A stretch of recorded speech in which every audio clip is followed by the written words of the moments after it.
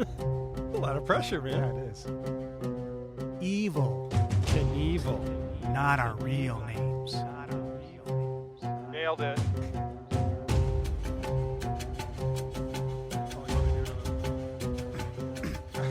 Oh, you want me to do my bit? Okay, here we go.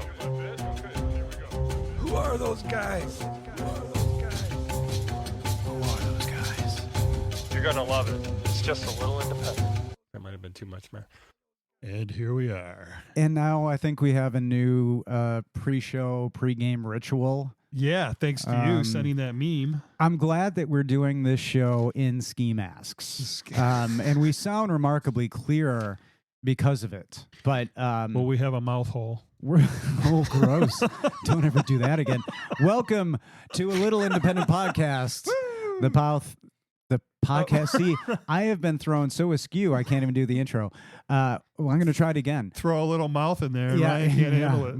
My mouth hole just stumbled. Super bad. Welcome to A Little Independent Podcast, the podcast where two friends, honestly and unedited, talk about independent, obscure, and just plain weird movies. My name is Ryan. And I'm Todd. Hi, Todd. Hi, Ryan. That had some depth to it. Bowls. Why are you thinking about the exam episode?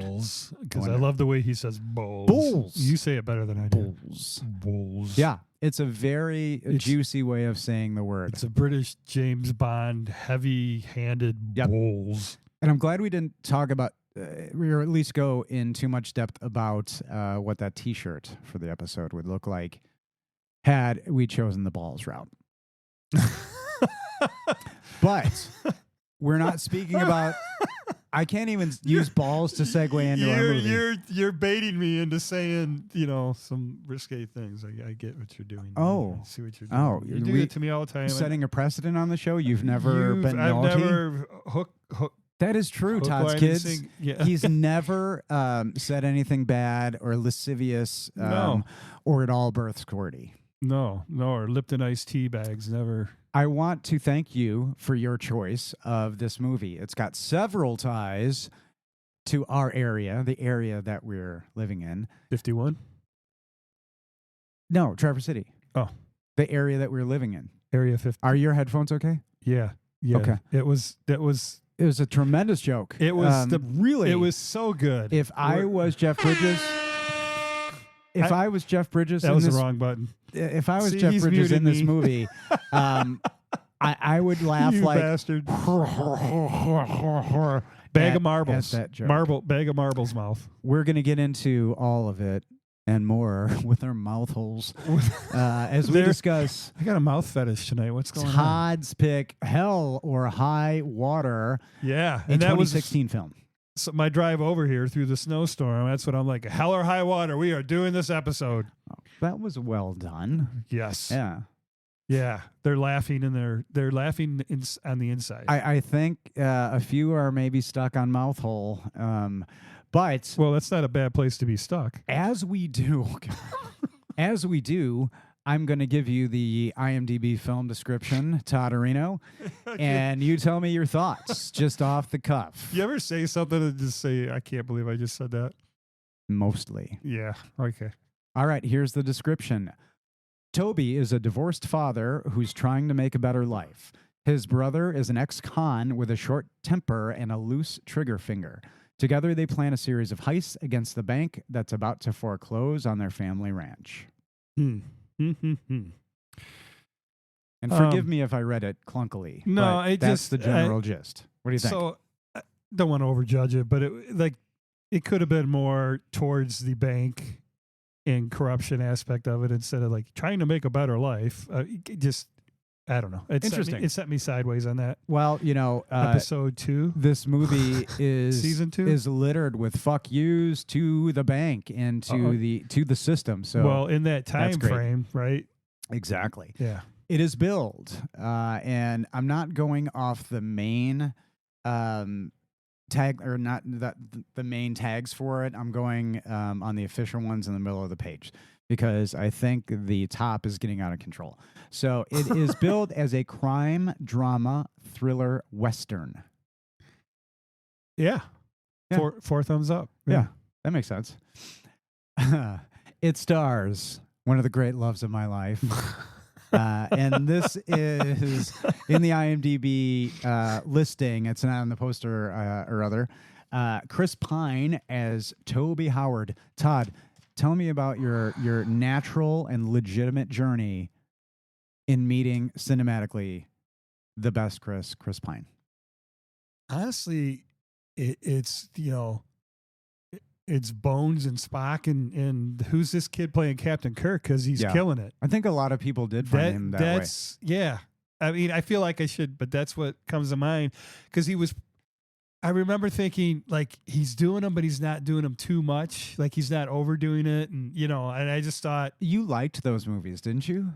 Yeah. I love them. Love. Is the second one the one with Cumberbatch? Yeah. Is that the second one? Khan. It's interesting. Yeah. The world that's created is great. And honestly, Chris Pine is super magnetic and magnanimous as Kirk, and the Kirk Spock thing is super great. The origin's legit. It's acted super well. The thing with his dad, and he's trying to live up in the whole like hitting on every girl in the bar. And the first movie features one of my favorite character actors. Speaking of loves of my life, she's in the second one. Bruce Greenwood. He's Admiral Pine. You were drooling on the bar when I found you. I expect you to do better. National Treasure 2. Yes. I'm going to kidnap the president. So I love that guy. I just saw that the other. His first More than film, Ed Harris? I completely forgot. His first official film, The Princess Diaries 2, Royal Engagement in 2004. What role did he play in that gem? It was I never saw it, but it's like a Prince Charming. And he's got, let's get it on the table. His eyes are even like dreamier, bluier than yours. Like this is a handsome motherfucker. Now I'm jealous. This man is handsome. Like, really fucking handsome. Yeah. All right, so he joins your crew then. He's with man, I would Kirk, like to Kurt Russell. Whatever, right? whatever we've established Will that Paxton, is for me. Yeah. You've got like a group of 4 or 5. Man crushes or Ryan's man crushes, however we're tracking that. Yeah, so he's now in that group. Yeah. He was in a bunch of he had like the boyfriend roles or the like hunky boy roles in movies I'd never seen. Confession in 2005.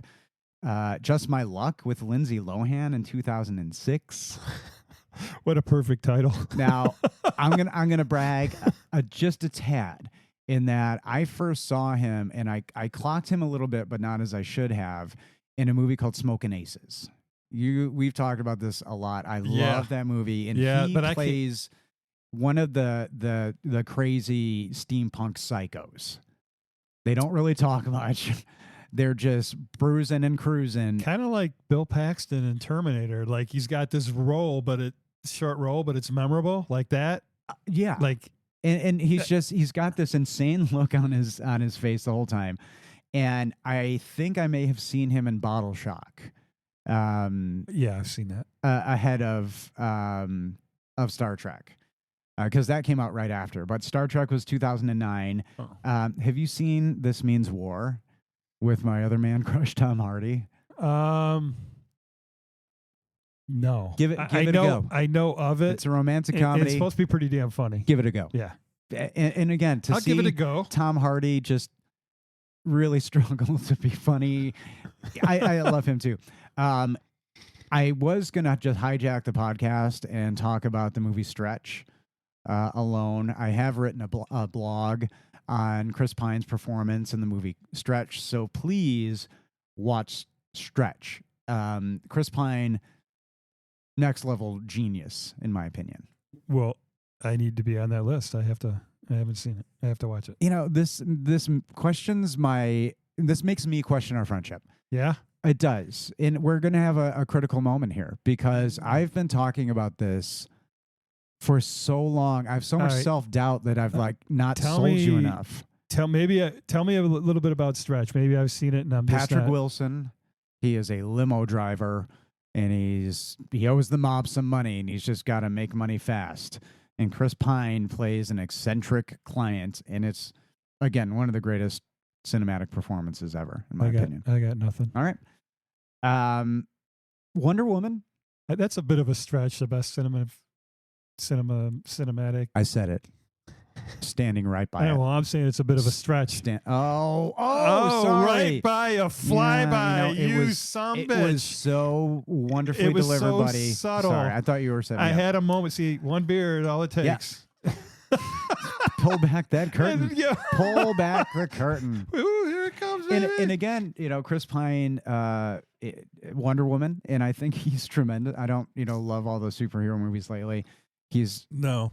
unbelievably charming in that series, and he's doing a lot of cool things now. Well, he does deliver the comedy in Wonder Woman. At least there's that part. The whole thing where when she's sleeping next to him, the whole tension thing. And yeah. I mean, he did. It was hilarious. It's super memorable, and he wrote and directed a movie that came out in 2023 called Pool Man that looks really interesting, if not only for his look in the film, but okay. He wrote and directed it. Yeah. So maybe Awesome. a candidate for this show at some point. All right. Again, so many. Not pool boy, pool man. Pool man. They always say pool boy. I wonder why. Poolman. Anyway, also starring another significant human being or human being, whatever. Not really. Significant actor. humanoid. Significant human Homo being. sapien. A significant actor to me in this. I keep calling him a kid because he's just been younger than me and everything. I first saw him as a kid, but Ben Foster as Tanner Howard. Talk to me about your journey discovering. Love Ben Foster. So we're going to play a little game. Oh, probably yes. with the next actor more so than this. But I just was thinking, yeah, actually for all these actors, I picked just like two movies that were the first ones that come to mind. And and you know me so well that you'll be able to guess which ones I picked. Oh, shit. So Ben Foster, what 67 credits, what two movies? We don't want to leave Captain Kirk out. He has 65 credits. So they're only two apart. All right, Ben Foster. Now these are subtle. Hard, these are subtle. I mean, there's 67 credits. So we were just talking about Nosferatu a little while ago. That's a pretty big obvious hint. Something? That's a pretty obvious hint right there. Ben Foster. Punisher? 30 Days of Night. Oh, 30 Days of Night. Yeah. He plays a killer Renfield. Really, really good. Really good in that. But you said you would make me one of you or what? He is somebody, again, I think intense. I think character, or not method. I think he is super method. That's going to come up in this movie because the director did some interviews and he talked about his. So the next one, he's a war veteran. Living in the woods with his kid, little girl trying to raise her, but he's trying to. I never saw that. Okay, Leave No Trace. Oh, is it good? Yeah, he's great in anything, but those were the first two that came to mind with Mr. Interesting. Foster. His first film, 1999's Liberty Heights with Adrian Brody. 1999. Wow. Liberty Heights. I never saw that. He's in a movie called Get Over It with Cisco and Colin Hanks and Kirsten Dunst. Speaking of vampires. So Ben Foster was like slinking around in like teen rom-coms and shit. Yeah. Probably, and I haven't seen them. I saw some stills, and he fits the bill. I first remember him in a movie called Big Trouble. It's a movie I love. In Little China. No. Big Trouble. End of title. You've not seen this? End of title. With Tim Allen. It's set in Miami. Tim Allen. It's a bunch of different characters. No. Stanley Tucci is in it.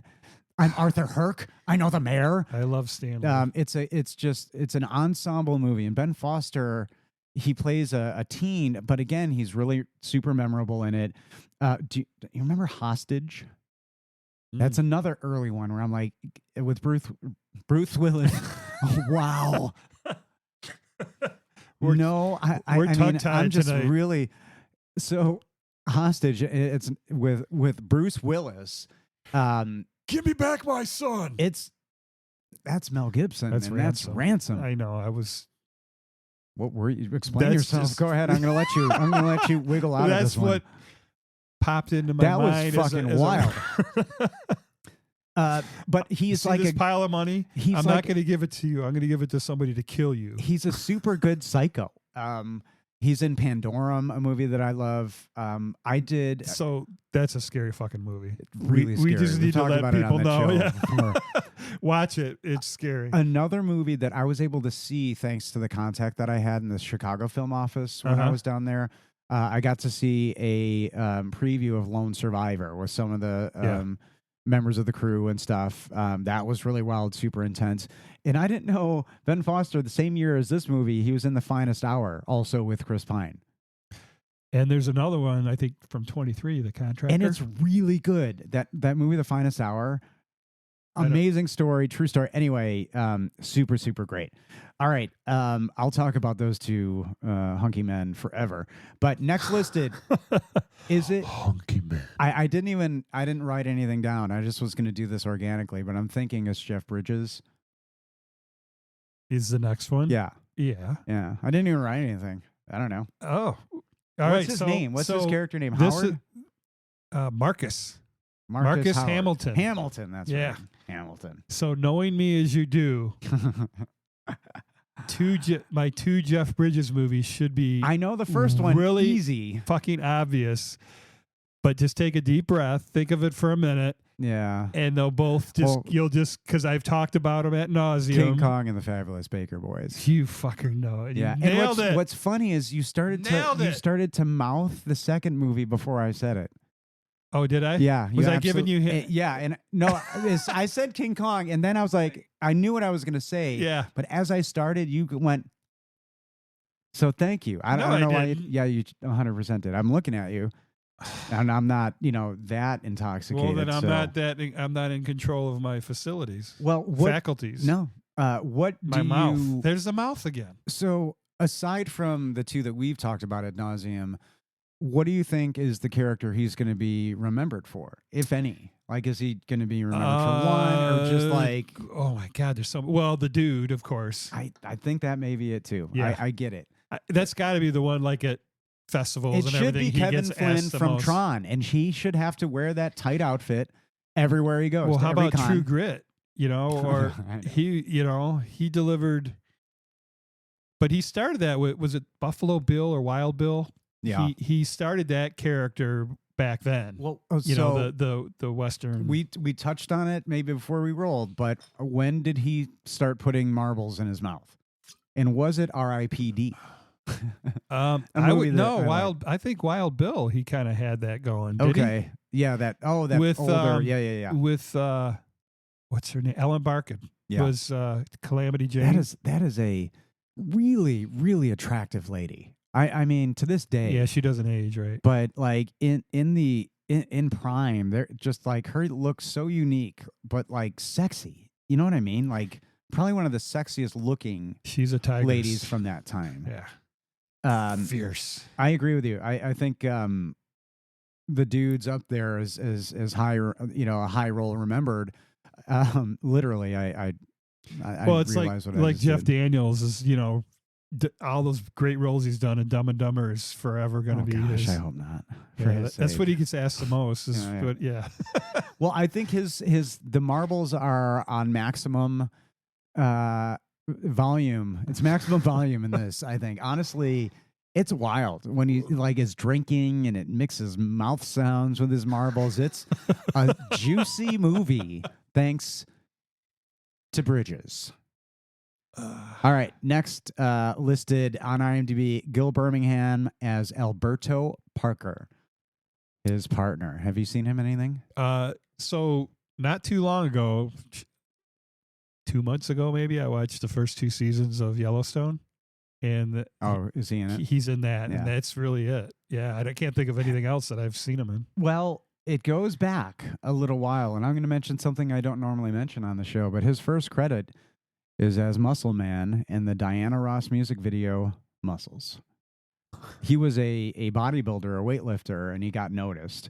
I realize I've seen him That's shocking. in his first film. Unexpected. I saw this in the theater. It was my birthday party that year. Yeah, House 2, The Second Story. he's in that. He's one of those, I think, Aztec warrior ghosts, I believe.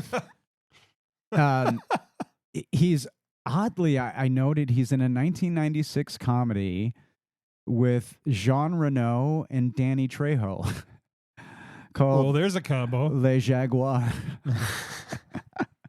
Enchanté. And here's what's interesting, and we were talking about the lead actor in this series previously, but Alberto Parker is in a huge series, and we're just not young enough to have gotten this, but he plays Billy Black in the Twilight movie series. So he is in a very popular movie series. So shame on us for... Well, his character name's Alberto in this. I'm just saying. What do you think? I'm just saying. I want to give some love right away to, and she's in like the opening scene of the movie, but Dale Dickey, the Right. character actress from the opening. Yeah, we gave her a lot of love in Winter's Bone. Yes, there you go. Yeah, and we'll just mention Bloodfather. Bloodfather. Why did you think to mention that? That's funny. Because she's just such a I'm- badass yeah. in it. Yeah, She doesn't end well for her, but Okay, I may say something controversial, but fuck No. it. Chris isn't going to judge me. I have I think a conflicted feeling about the writer of this film, Taylor Sheridan. The whole TV thing. Now, first, I'm going to say this. I think he's a tremendous movie writer. yeah. Are we done? We're not done with the actors. Oh, okay. Go ahead. So you know how sometimes I like to just pick one out that's kind of subtle that you know, and then we'll just give them some attention. We Like the to Dale give 'em a Dickey thing we spot. just did. Yeah, no, well, she's more of a powerhouse. How about the waitress, Jenny Ann? Have you seen her in anything? Her name is hold on, I think she was Katie Mixon Greer. she had to be in a 30 few Marx Brothers films at least. What? She's been around a while. She's young. That lady. Oh no, Jenny the Ann. $200 tip. I thought you meant the waitress in the middle. Oh, the old rattlesnake. lady. Yeah. The rattlesnake. Okay, sorry. Jenny Ann, MVP of the movie story wise, and I'll say I'll get to that. Wasn't later. she great? Yes. I mean, that role, she's fantastic. She also Why do did. I know her from something. You do. She's great though. You do. What is it? She was friends with somebody that was in a court case with Johnny Depp, friends in the movie, and one of your favorite actors of all time, if I can say it right. 1, 2, 3. Oh, A, B, Okay, C. I think this is maybe fun for just us. Okay. And maybe this is too inside. What is she in? Drive Angry. Drive Angry. She's in Drive Angry? Yeah, she plays the exact same role. She's a waitress, and she hits. Well, I think she doesn't. Interesting. What's his face? I keep wanting to say Nick Nolte. Yeah, Nick Nolte, God damn it. No, doesn't he grab her, like make out with her? Maybe. Yeah, she's All right, we're when about the to do mood's this full. here. Yeah. Anyway, Open up your she lip hole. plays Open almost- up your mouth hole. We're gonna get down to this here. Here comes the tongue. No, it's just Nicolas Cage. Very Get your similar mouth waitress role. Get your But mouth hole ready. yeah. Oh God. Sorry. You Katie. did it. So I this started is, it. So go ahead. Oh, you. Were I gonna recognized her from expound on that? Drive Angry Yeah. and 2.5 Men. She did like 3 episodes on that. I hear that's a TV show. Yeah. Wah wah. I'm still doing it. But you got to give these actors credit where they're making their That is true. bucks and their notoriety. So 35 credits, but that's not including the 127 episodes on Mike and Molly and 103 episodes on American Housewife. So awesome. She rocks. And she just kills it in this movie. She plays the perfect, I'm infatuated with the cowpoke. I'm going to, let him know I'm here all MVP. day. MVP of the movie. Is So she now is we- she a more friendly waitress than the waitress from Sideways? Trick question. That's the hot spot. So here's my controversial statement. About Taylor Sheridan. Yeah. Because this movie was picked by me to celebrate Taylor Sheridan. So here we go. This right. is going to get ugly. Here's the end of our friendship. It teeters right now. Think about what you're going to say before.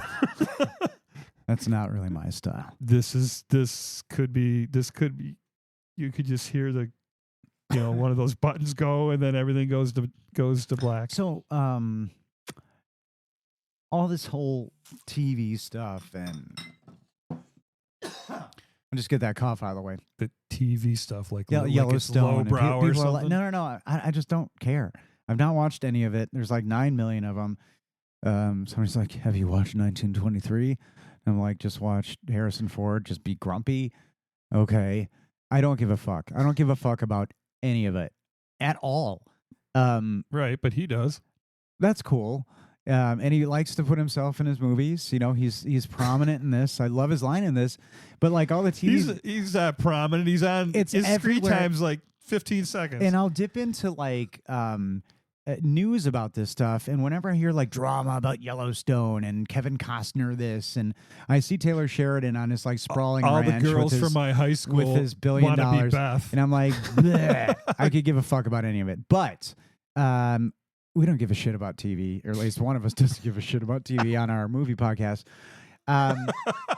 His first film, Woo, that was a shot over the bow. his first film writing credit, Sicario. Yeah. This guy's great.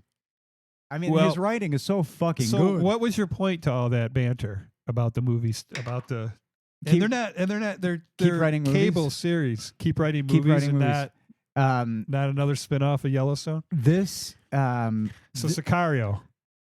that's a great one. So imagine, all right, so Vin Diesel, Uh-huh. we dug deep on, and I gave my admiration for, you know, the beginnings with no money and what all this stuff, the commitment and what he Right. went through to get to where he was. Exactly. So this is a similar story. Mm-hmm.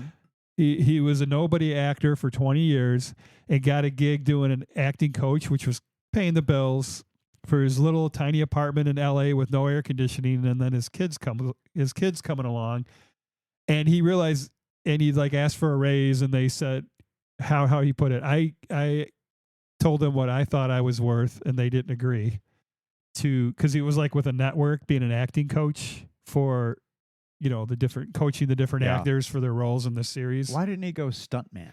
So, You know, like he's got the build. well, then he just decided, he says his whole pursuit was he loved storytelling, and he was pursuing that through acting. And then it took him 20 years, and he figured out, hey, I'm a writer. I'm going to write one. And his wife maxed out their credit card.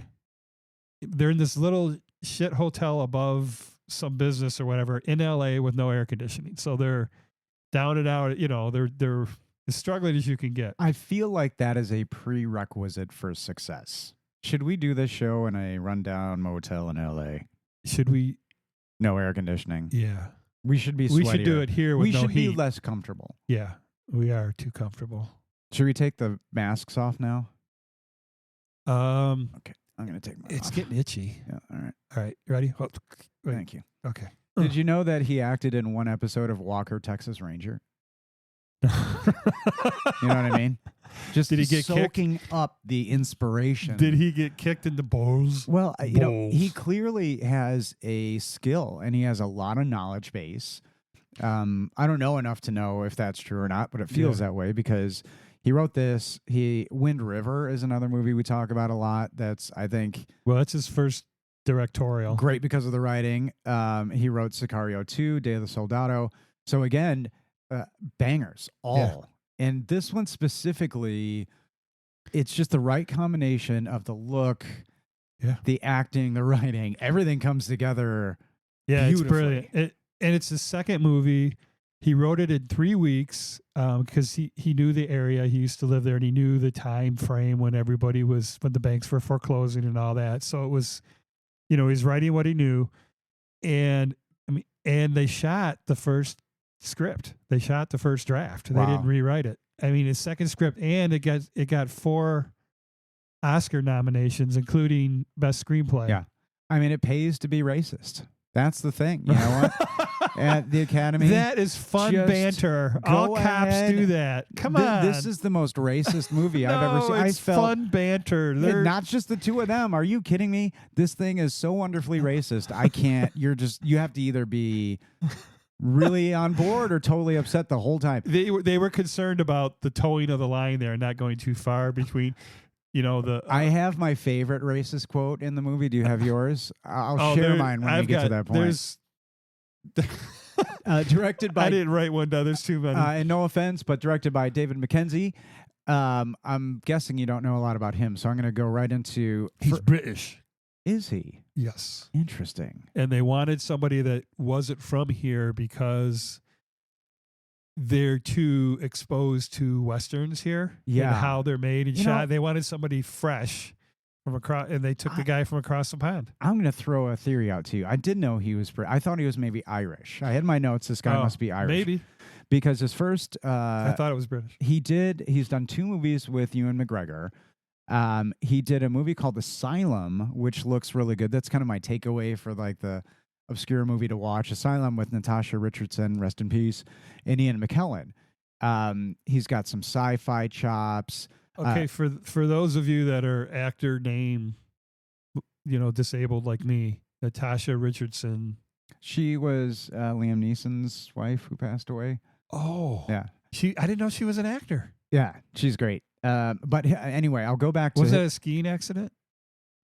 Or am I getting that no, wrong? I think that was Sonny Bono. Anyway, I don't want to dig too deeply into. I think she maybe had it was a surgery. Anyway, this is not that kind of show. Well, but see, I never digress us. I never pull us back his or derail us in any way or shape or form. I don't want to do that here. I don't want to start today. We're on first name basis, me and Mac. David's first directorial feature was 2002's The Last Great Wilderness.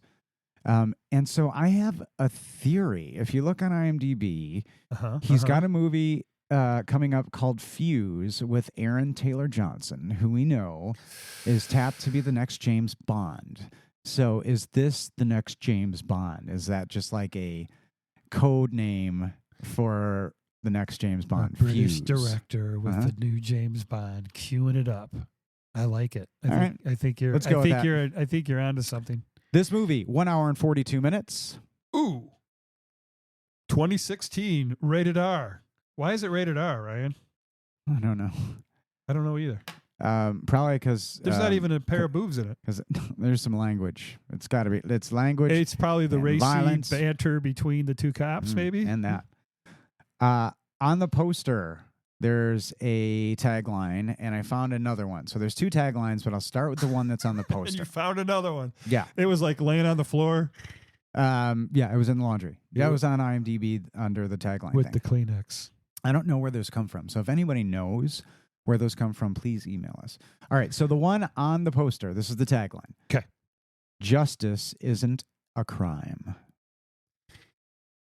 No, You don't like it? I don't like it. Okay.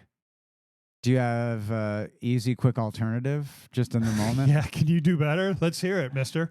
In the moment, I would say, shit. I actually thought about this earlier. Really?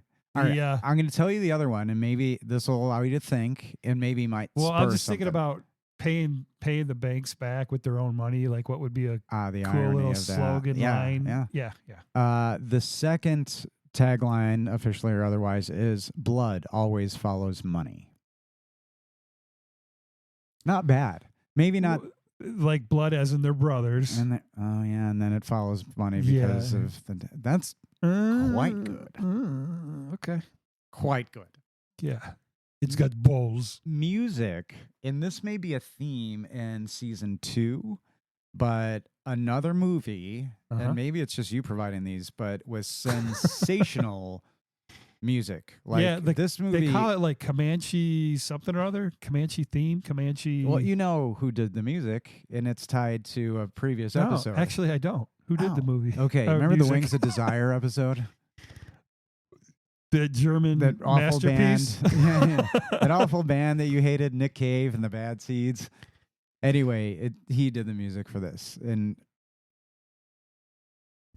my mind is blown. Yeah, so there's this lot is of tied musicians to that who, movie. Like that's impossible. That's not tied to this movie. Well, like loosely, but a lot of musicians who will cascade into doing movies for music. Stuart Copeland did, blah blah blah.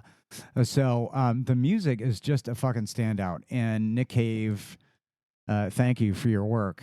Do you get vibes on this movie? Do you think there's a style? It's all over the reviews, and I'm not tainted by it because it's my first note.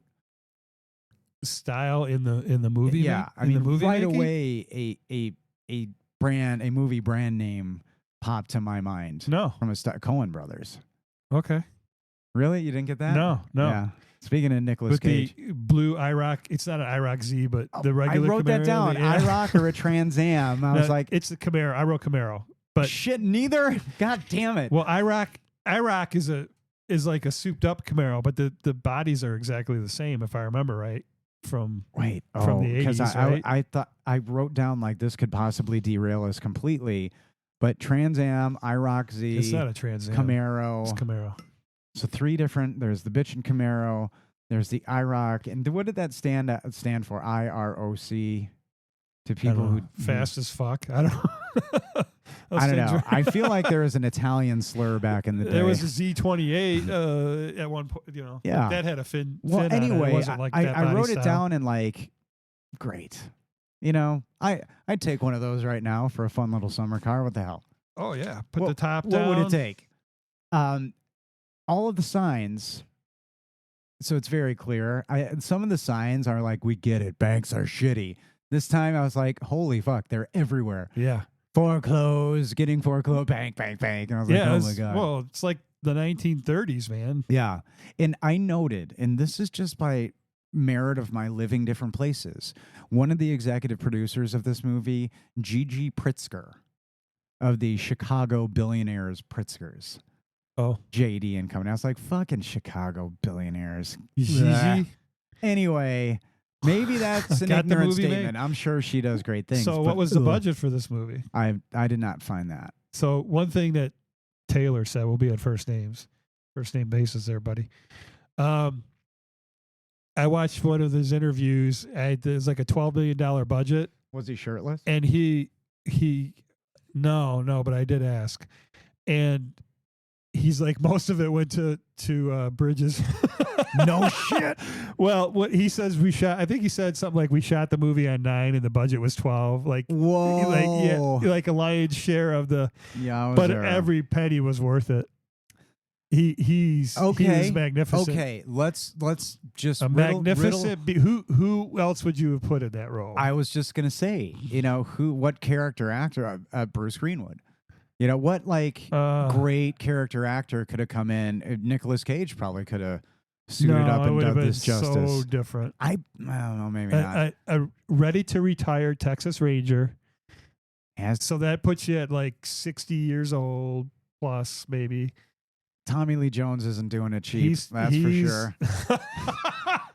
And it would have been a totally different movie. I bet you could have gotten Lee. Kurt Russell cheap for this, and he would have destroyed this movie. Mm. He does indies, Bone Tomahawk, hello.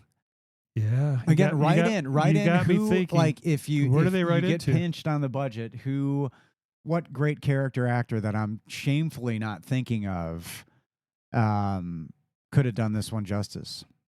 John Wayne? Texas Midlands Bank, not a real bank. I'm glad that they didn't have to waste money.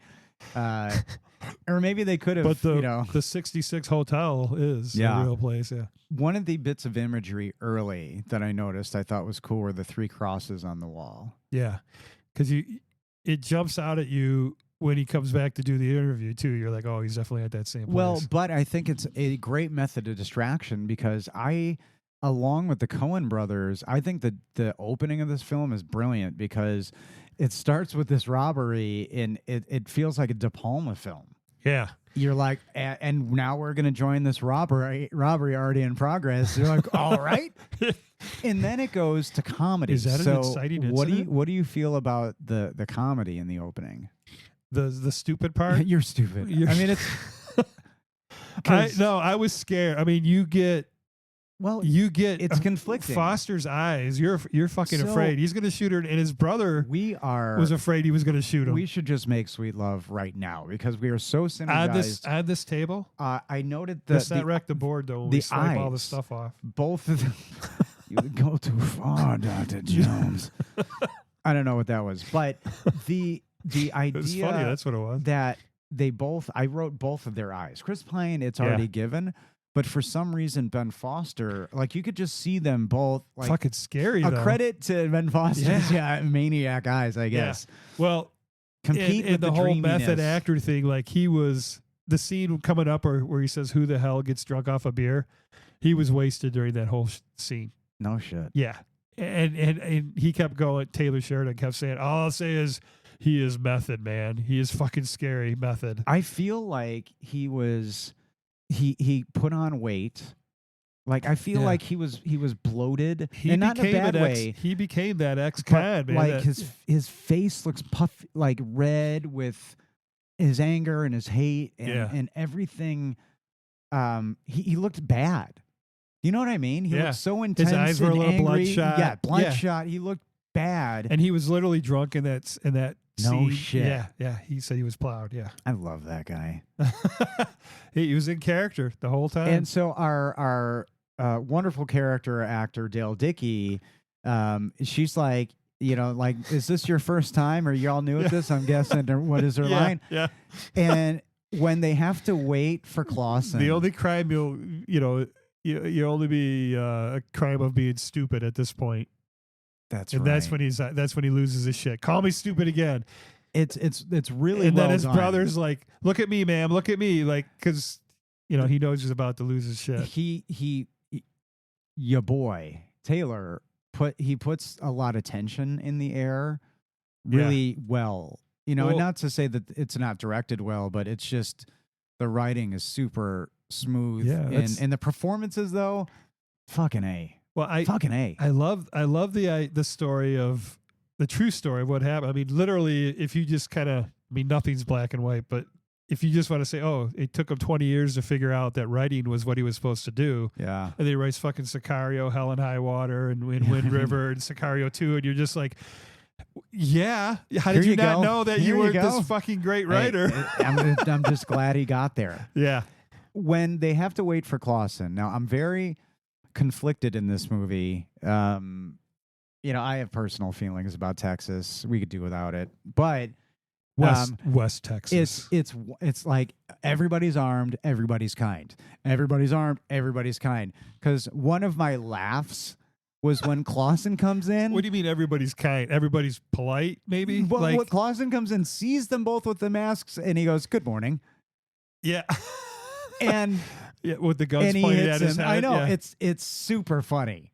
And then so Ben Foster is Tanner. And Toby is Chris Pine. I always want to call him Captain Kirk because that's who he is to me. Yeah. So he's so much more. He's pectorals. He's Reese Witherspoon's love interest. Well, so would you take him or Tom Hardy if you're Reese right now?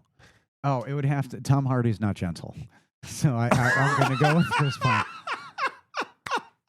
Tom Hardy is going to leave a mark, Todd. I'm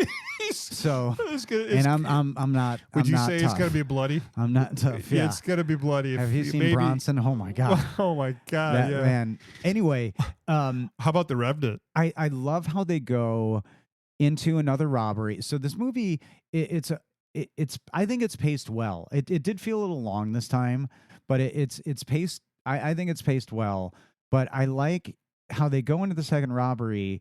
I was kind of paying attention to, I didn't really kind of understand what they were doing right away. Like the nuances of the foreclosure. It's just like, we're doing this a bunch of times. It's got to be the same. Well, there's a plan. I think that's good writing as they reveal it as the story goes on. So it's kind of cool to be, you're kind of on the run with them. Yeah. And they, the very first time I saw it, I didn't realize they did both banks that morning, back to back. I thought those were two separate days. Yeah. And it's literally, another one. I wrote the days out. This is Monday, right? I know. What is with and we've got a deadline of Thursday. How satisfied are you? Fucking season 2, baby. Well, it's not planned. It just organically happens. This is a journey of discovery. It's just, you need to know the days. Yeah, when they're there, I like it for whatever reason. Well, in Robbery 2 is my favorite racist line of the entire movie. Oh, so Bank 2, yeah. Let me see if I have. Can you guess it? The old cowboy with the coins. Oh yeah, I even wrote it down. Here it is in quotes. This has got to be it. You all ain't even Mexicans. There it is. And I like how Tanner, I think, is it Tanner who jumps up onto the counter, or is it Yeah. Toby? Yeah, no, Toby doesn't get that aggressive. So he's wily for a bigger, bloated, alcohol-y type of fella. Well, For sure. yeah, And very intense. he's definitely hyped up. Yeah. But here's the thing. Everybody's got a gun. So as they're leaving this robbery, they're being shot at. They're fleeing wildly. Now, I have to ask you. You got a gun on you, old man? You're damn right I got a gun on me. So this is the message. Y'all going to steal my gun too? So how is it that they don't get pinched driving away from any of these robberies? I mean, Well, the first one they didn't, because they're doing it they're first thing in the morning when so nobody's recklessly. there. Even Toby's like, stop driving recklessly. He's like, you Well, he ninny." keeps saying, I'm not speeding. I'm not speeding. He keeps saying that over and over again. But they're clearly the ones who did it as they're leaving, as the cops are like, "Toot, toot, toot, toot, toot." It's anyway. Well, not the town trying is to so poke small. holes. They're like the only car on the road. One of my biggest notes is dusty and dry, so fucking dry. That's the look of this movie. You know what I mean? Yeah, that's like you hear the it's- clap. That's West Texas. It's in Toby's line, "We're away from being finished." Kind of felt like a Serenity line. It's like Mal would say this, "We're away from being finished." But we're only one job away from disaster. Are you supposed to be rooting for them at this time? What's your feeling? Well, Because they're so handsome and slash crazy. So in his interviews, Taylor describes his writing. He just says he has simple plots so that he can focus on characters and character development, and that's from being an actor and an actor's coach. Yeah. Makes So sense. Yeah. And there's no question that you start loving the bond between the two brothers. Yeah. And So loving the bond regardless, between the two yeah. cops. And even if you're not subliminally influenced by all the evil bank signs, you're like, Yeah. all right, I like it. I mean, I rooted for, story. but I also rooted for the Rangers too. And when his partner gets shot, you're just, Yeah. I mean, I jumped away to the end, but And again, the way that certain things are it filmed just destroys you. But you're on the journey with them, and it takes you along for the ride for sure. Yeah, they're a Butch and Sundance all the way. They have They're not Butch and Sundance. right. Nothing I is that. gotcha, That I is gotcha. my, Mm. you got to do a cross. You got to do the Catholic my cross hand on the over my heart. chest. Yes, hand over your I'm heart. gonna do it upside Take down. your hat off when you say it. Upside down. We're Boy, away you from turn being me finished. What I really, really inside out. like about their plan, because Toby has a plan. He's really anxious. He's the uptight one, and then there's a wild card. This makes you nervous as a viewer, and he's truly and this poor embodying Toby, that character. poor Toby, Yeah. who has a lot to lose. So as you start to hear about his story, you're like, oh shit. But he definitely has something to lose. Burying the cars is so smart, Yeah. So Yeah, at their ranch, at the family ranch, they bury the getaway car with the equipment that they have, so they're very capable. Yeah, big Super backhoe. brilliant. Yeah, he already has the whole dug, and then he drives the And then Aroc. Here That you poor go. beautiful Camaro Yep. just got buried. Cut to the office of our two favorite Texas Rangers. I certainly do like this. I like the one last ride. Yeah. Literal. And that's the story we set up with You Hamilton may and get Alberto. to do something fun yet before you get in the rocking chair. Yeah. And again, their mean repartee is fetching. It's very racist. Say that again. I want to hear that. Their mean repartee, Wow. Is that French? I think Is so, that actually. Italian? Wouldn't the FBI have to investigate this? It didn't cross state lines. It does, Oklahoma. They Anyway. didn't know, they didn't know they went to casino. They show a were, sign. It's called Texas Midland Bank. Oh. It's not in Oklahoma. He's like, the FBI doesn't want it, and they're just like, yeah, all right, I'm in on this. Does the FBI want an assist? It's like That was bad.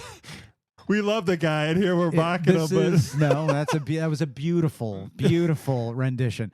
This is like, What if he had played Jack Preston with the marbles in his mouth? Would Jessica Lange have loved him as much? Would Kong have defended him? that hair? Yes. Yeah, that hair. That hair was too Silky, much. smooth hair, baby. That hair, it was too much. So his character is like Robert Duvall in Falling Down, another one of my favorite last ride movies.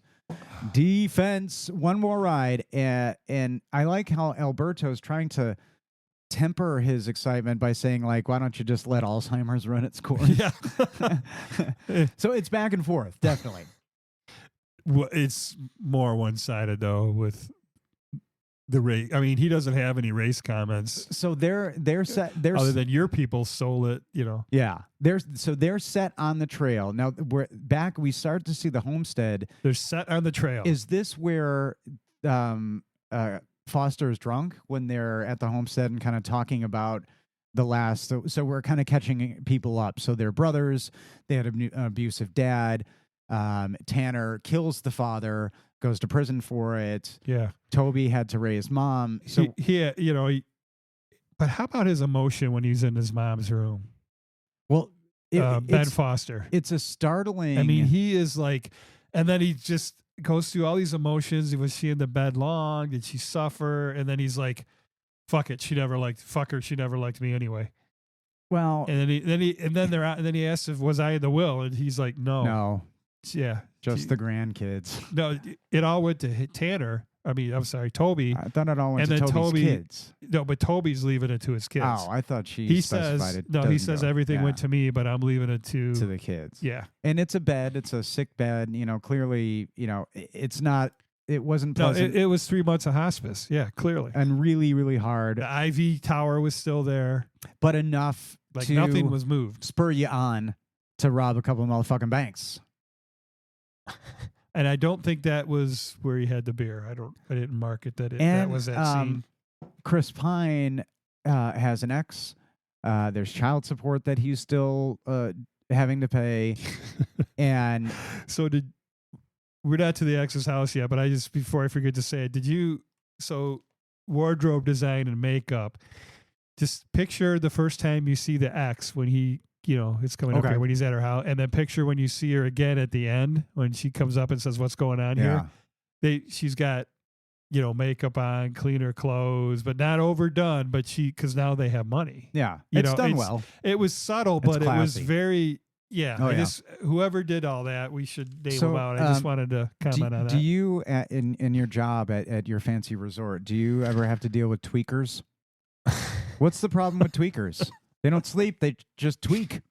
So tweakers? Tweakers don't sleep. They just tweak. Yeah. What a scene.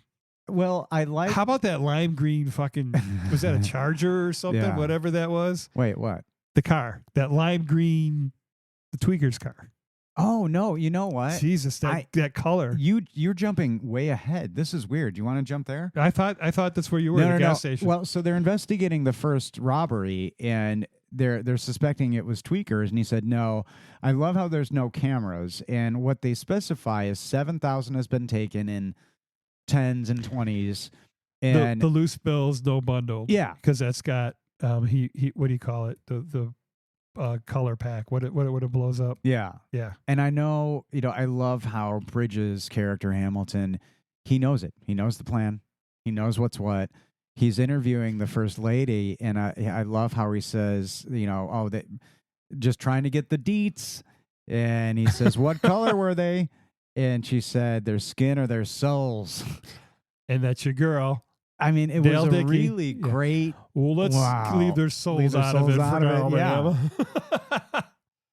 Yeah. I mean, he gets it. Like, you can see Hamilton. That's his years of experience, and he's like, "Yeah, it's a string of these." He's just got to put together. He's just got to get steps ahead. He's already trying to get ahead of them. Yeah, and he says, they're trying to raise a certain amount. That's my guess. Yeah. Do you think Tanner?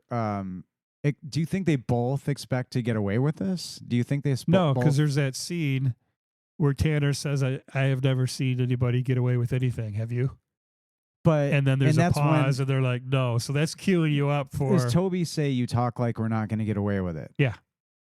He says it to Tanner, and he says, "Have you ever seen anybody?" I never caught He says, "I've never seen anybody get away with anything." And they just leave that beat for a second and then go on to the next scene because...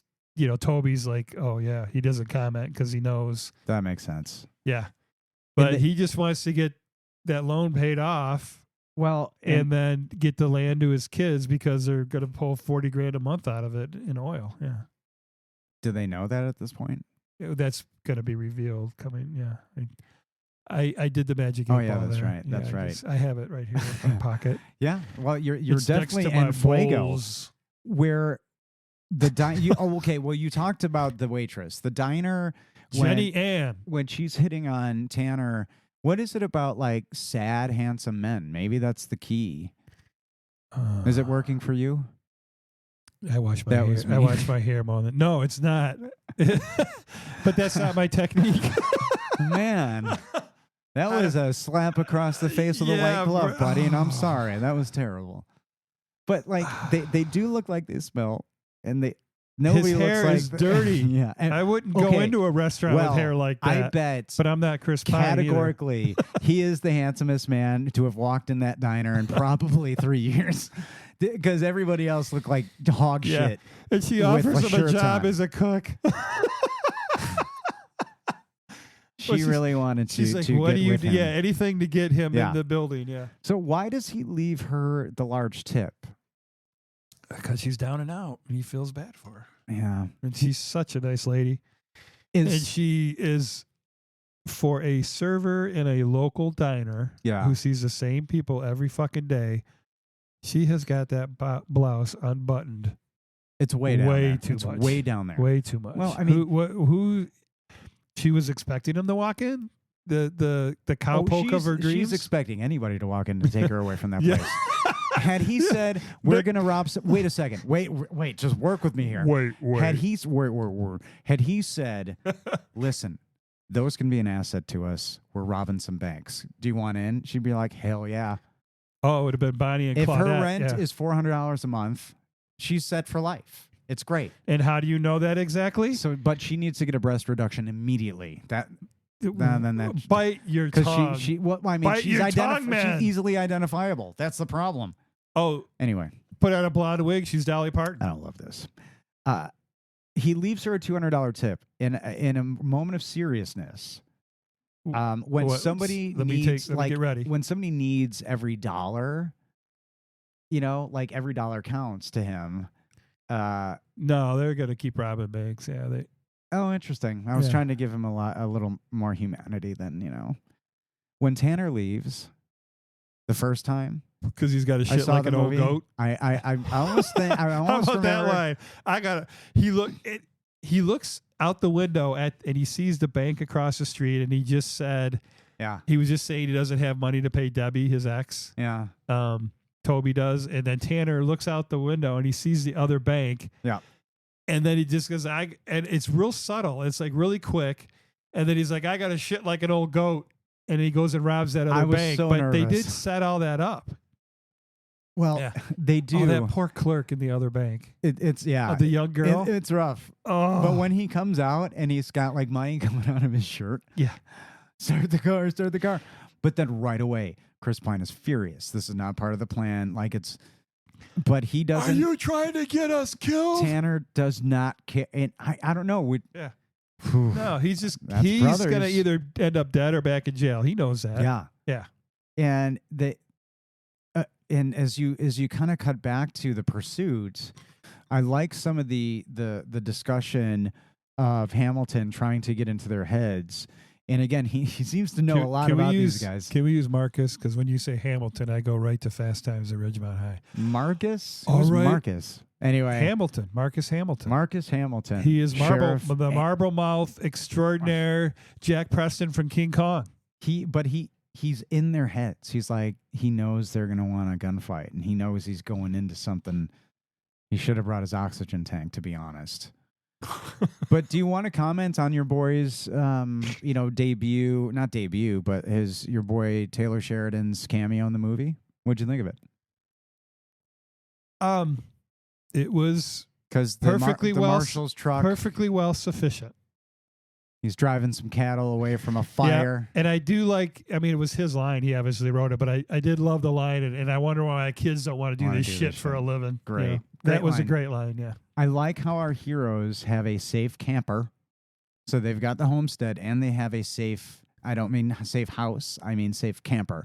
Well, that's Tanner's place. Yeah, he's because he watching it. shoots the coyotes, and Toby lives at his mom's ranch. Yeah. Do you think Toby really does not foresee significant violence happening?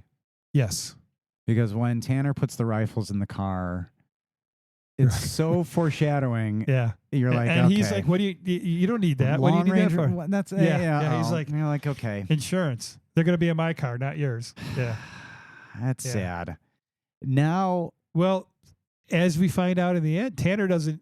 The only time he's ever been in court was for his divorce. Yeah. He has no record. He's straight and narrow, and his brother's Toby, the you mean. wild Toby. Yeah, you I said said Tanner. Oh, it's gonna be rough. You know what? I'm here for you. You are my number one. God. I have, and I should have researched this more. And I didn't have time, but your lime green douches. I like the brotherly love with the lime green douches who come up. I love that line. I just want to let that soak in. The tweakers with that Yeah. music that you would fucking listen to. You know what? And I have a comment on that. I think that the band that they're listening to is a band called Attila. And Attila the Hun? no, just Attila. But It's a that's what sick it's band. referring to, right? Yes, but I wonder if Taylor Sheridan isn't kind of a genius because it's a deathcore band. They were like the party deathcore band, but they were the dicks. And deathcore is a style of music. You're correct. I do love, unironically, but it was pioneered by the worst group of people back in the days. It was pioneered by young, mostly I think affluent teenage white Norwegian boys. church burners. Incorrect. It was, It was young, before that. middle, like U.S. teenage white boys, and that's you don't give that demographic anything. So it's not their fault. You know what I mean? It just Don't you give them Wonder Bread for lunch? No. And so the music they made was great, but anyway, a lot of problematic individuals came from it. But Attila is like party deathcore, and they're great, and they have tons of attitude, and they rap. And I think So we need to check the credits to see if you're right. I guarantee I just don't know the name of the song, but they're like the biggest dicks of the deathcore scene. So From I that think little it's bit, you it's could added tell. genius. Yeah, you yeah. could tell that was Attila. And what is That's super amazing. cool about that scene is just Tanner's looking for a fight. He's mean mugging these guys. But when they pull a gun, I was like, oh shit! Again, everybody's fucking armed. But the brotherly love on display here is great. In West Texas. I mean, We gotta- are you trying to do that? We're making it a musical. clap, clap, yeah, clap. like in West Texas. Okay, I'm going to let comment at us. Give us all the hate. Did that work? No? How about this one? No, Yeah. that sucked too. That's Okay. all going out live. That you did that to us. The idea Hashtag don't let Todd touch the buttons. I gave it. I know. Anyway. You turned the volume up. I'm all over it. I'm watching I like a fucked up. hawk. I fucked up. You gave me. And- Well, it's not in like I can't layman's turn the terms, I volume up fucked on my own. Well, you may not. Your depth perception may be a challenge. So Well, yeah. it may Corona- cue the clipper. Corona does that to me. The idea Not a that sponsor. Tanner knows his brother's inside because all this fracas is happening. The guy's got a gun drawn, and Toby comes up behind him. Well, how about wait, the Dr. Pepper and a pack of Winston Marlboro Yeah, lights? he wants cigarettes. Yeah, Yeah. Okay, because that's important because that's one of my favorite lines Yeah, in the it is. movie coming up. It's a good T-shirt idea. And then lime green, Attila playing, tweaker, and Tanner doesn't say a word. He just stares at him in his sunglasses. He's like, "What, bitch?" Shout out to Attila. And then he Middle takes finger out up. the gun, taps the gun on the side, gets out of the car, and he's coming towards Tanner. And then out of fucking nowhere, out of total character from what we've seen so far. So this Yeah. is his character. True. So you can see the brotherly love, the brotherly defense. Like, you don't fuck with my brother. And That's great. tell us about what Toby does to this guy. I don't know what the clinical terms are. Completely fucking annihilates him. There you go. It's great. And and then he like yells at his brother. He's like, "Stop fucking around, dude." Gives him his Mr. Pibb, which is not a Dr. Pepper. No, and he it's my favorite line. He's Only like, assholes drink only Mr. assholes Pibb. drink Mr. Pibb. I wrote that. So is that a thing? And Toby says, "Drink up." Is that a thing? Mr. Pibb is the thing. No, I know it's a thing. But the assholes thing, is that a common, well, it's like is that a known it's not the colloquialism? brand, you know. It's like a pretend. It's like off-brand. what's that pretend for Mountain Dew like Coke makes? Oh, I don't. Because Mountain Dew's Pepsi, right? I'm so not in that Coke will soda make game. like I'm not in that soda game. I know people are much. yelling, screaming at me right now, like it's Siesta Blue. No, you know what I'm saying. It's the knockoff of the real thing. I don't have the kind of bankroll that I need to be laundering, but is laundering your stolen bank money through a casino? That sounds genius to me. I think it was genius. So they take it to a casino. So maybe Taylor Sheridan knows how to, and change monies change the cash into chips. Right. So here's what I was thinking about that. But so the one thing that's bothered me about this whole movie, and Taylor, you can get at me and let me know what you were thinking. Okay. At a little independent podcast at gmail.com. that was fucking smooth. Ladies and gentlemen. Marketing extraordinaire. We should have the applause. So that they didn't investigate deep enough as the Texas Rangers to figure out, the whole foreclosure situation. What do you mean? That he never discovers that all the way up into the end, and neither does his predecessor. At the Texas Rangers, the woman that had when she runs down the whole investigation, they never, and I don't know how they didn't find out about that. Well, what do you mean? Find out about the property was left to Toby. It was in foreclosure, and then they're paid with a check from the casino. I mean, it seems like a pretty easy trail to pick up on it. So that investigative part was a little bit in question for me. I'm like, why didn't they catch on to that? Cheers. It's a good one. I mean, that information's available. I like the fact because casinos are loaded with cameras, right? Every 10 feet. So they would have saw that they came in, bought all those chips, and then just sat at the bar with all those chips and then cashed them out. Tanner uses a little bit, but what I'm saying is all that's on camera, and they paid with a casino check. Yeah. So that it's a very simple investigative step to find that out. So that part was. That's a good point. I wondered about that part, all, but Taylor, I'm not questioning your writing at all. You're a genius. Your first movie got 3 Oscar noms. Your second movie got 4. So I'm just saying that I was curious about that. Yeah. Well, the scene where Tanner's playing poker really got me. There's a lot of great lines in this, a lot of great writing, but there's a very intense moment. Did you find the word chief bothersome? Well, I think there's we established earlier on this podcast. There's a lot of language in this. Yeah, movie but was that? I don't know. Was that? I mean, it clearly bothered him. This is my clip.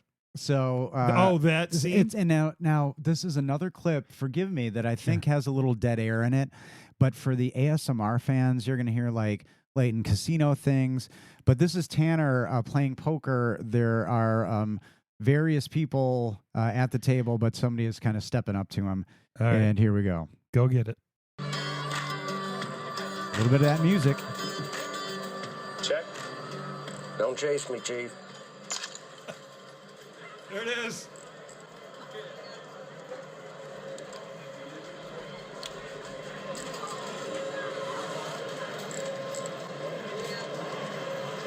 You Comanche. Lords of the Plains. Lords of nothing now.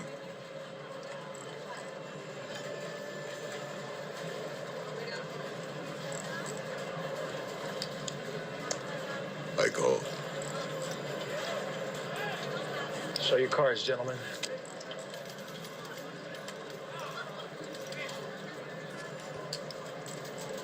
Tanner loses, and he decides to walk away.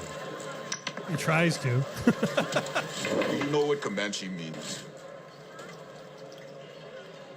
It means enemies forever. Enemies with who? Everyone. You know what that makes me? An enemy. No. It makes me a Comanche. Yeah. So what That's you're sick. missing in that clip is the stare downs between the two and the whole scene. So yeah, you definitely need to watch it because it is so Very intense. intense. So and his voice, Yeah. the Comanche, we never get his name, but his voice is so intimidating. It's a very, very great scene. Except to Tanner, he's not fucking intimidated by anybody. Well, He's you been know, in prison 10 years. and, He's and like, that's the point. And this is a big central point of the movie is people losing, loss of your land, loss of property, and you can't really equate the two, yeah, between. But I think he's trying to say, I hate everybody just like you do, just in a different way, and hopefully that makes us similar. yeah. I identified with that a lot. I thought that was super well done and very well acted. I loved because so the Comanche's stare was intimidating as fuck. Let's just say that. I mean, it was beautifully cast Because he takes off the sunglasses and everything. Yeah, it's all and it's done well. just like, oh shit, Yeah. I'm in trouble. I love how But Tanner does not. There's zero fear. He doesn't care. I mean, his stare is just as deadly. probably on his tippy toes as well. Yeah, even though he's shaking like with looking the up stress of 6 inches staying on your higher. tippy toes, like makes Yeah. me a Comanche. He's probably 100 pounds of muscle less than the guy towering over I him. love how Toby's just at the bar with his totally obvious stack of chips, like Yeah. you said. the same look as he had for Jenny Ann. attracts the she buxom was- gaze of a hooker. She was so playing him. Did you Oh. notice when it kind of cuts back? He's talking about his kids. Yeah. So she's like, Yeah. she's worked him into the family thing, Yeah. and his Take brother me- bails him out, which Take is me hilarious. to your room.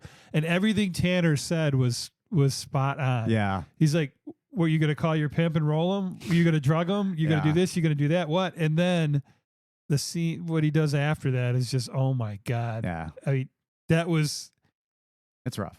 well, I'm just picturing Taylor Bad behavior. writing this into that scene, but it's character development. Why would it's you showing, picture that? It's showing Tanner because It's a I weird think thing to I like to picture. think like a writer. I like Are you to. picturing I like him to shirtless?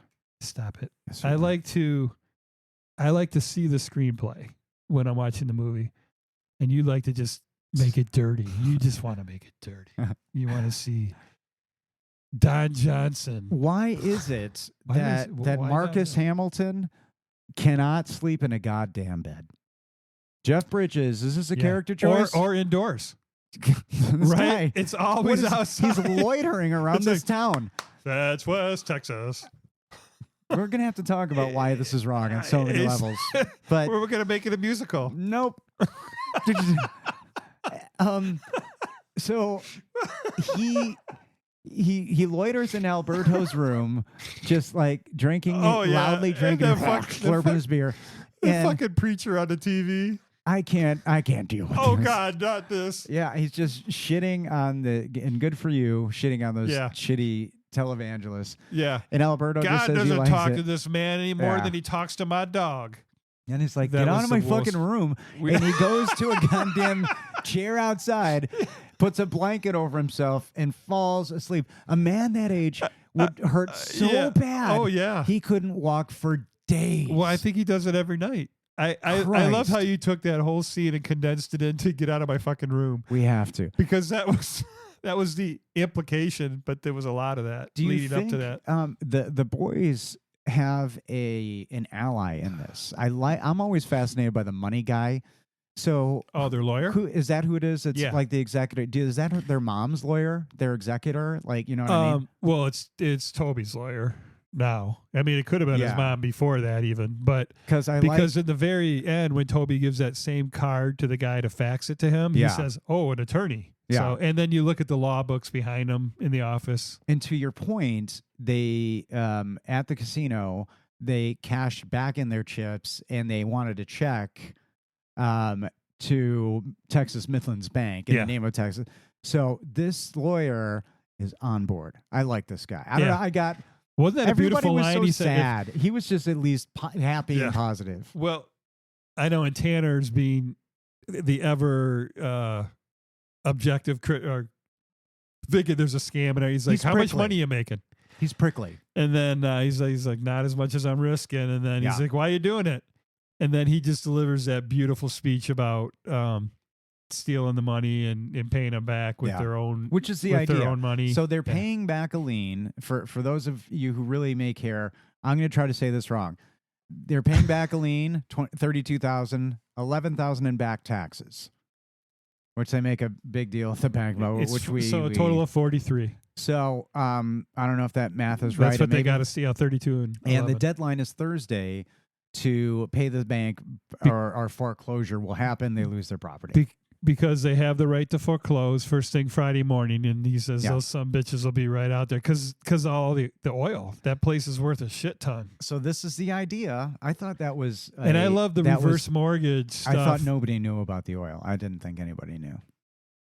Because I think if the bank knew about the oil, they would have forcibly foreclosed. Anyway, get at us. Yeah, they- Taylor, explain that. So writing, they're please. robbing the banks that are foreclosing. This is great. And the plan is to put the ranch in a trust for the boys, and then ironically have the bank handle that trust. the same bank. It's yeah. great. Yeah, It's good.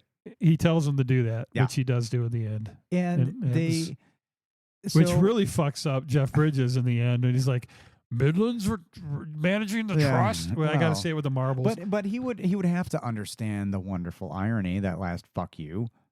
It's great. Good shit. They buy a used pickup, so they're down a car. Yeah. Why did they buy the pickup, which is a gorgeous Because pickup? he wasn't supposed to rob the bank across so from they the had to ditch restaurant. that car, And he right. did that with his car. And and so Toby's burned another car. Toby's right. very smart. Yeah. And you don't drive around in a car So that just robbed They the just bank. buy a car. They don't have to put plates on it or anything. They're just Don't report the hell with it. Don't report it stolen till Friday. He Yeah. sells them. The used car salesman. It's got to be beer o'clock. Ask and you shall receive. I know. Good stuff. Only Oh, West Texas. stop No. it, Danny. That look of disdain means I better So- stop. Toby, when he pays off. Does he pay off his ex's the child support? Like, yeah. one and done. Just And bam. that was why he went and robbed that bank across the street, because he owed, was it Debbie? Oh, that's what. So He owes his brother did whatever that for so much money. Yeah. yeah. Yeah. So he goes to have a talk with his teenager and his teenager's mustache, and they go in the backyard. That kid had a really great, bad, gross teen mustache. Texas teen mustache. It must be you gotta have grosser the in clap in Texas. there. I'm not. Yeah, West Texas. And You noticing the theme here? he offers the kid a beer, which apparently is legal. In Yeah, you read that too in the on the what do you call it? yeah, Trivia. that makes a lot of sense. If you're at your house under the supervision Yeah. of your parents or a guardian or One of whatever, those you're allowed to wild drink laws. underage. Well, they got their gun laws are like, if you like if somebody just walks on your property. Now, I don't live in Texas, but I think isn't it like you can shoot them? Like I because don't- that no. standoff in the end, it's like I he think says you're trespassing. no, He that's says, not- yeah, you would be within your rights. But like he- you can shoot a But trespasser. he had no cause. You can't just shoot a trespasser. Not here, but no, in Texas. and I believe there as well. I don't think it's as. Well, all you Texans, you let I us think know. you get fined if you're not carrying a gun, and if you don't. You shoot blew his somebody damn head off. within You owe us. yeah. You owe us $25 at the Yeah. courthouse this Friday. So he pays off the ex, and he goes to talk to his son. Now, this is what I'm questioning, and this is in the trailer. Pay off his son? What? No. No, he goes to talk to his son, Yeah. and he says, I'm hearing something about you or whatever. And he says, no, you believe everything you hear, right? That's in the trailer. Believe it. We did it. We did it. Isn't this kid a liability? This kid's a huge liability because he could turn in his dad at any time.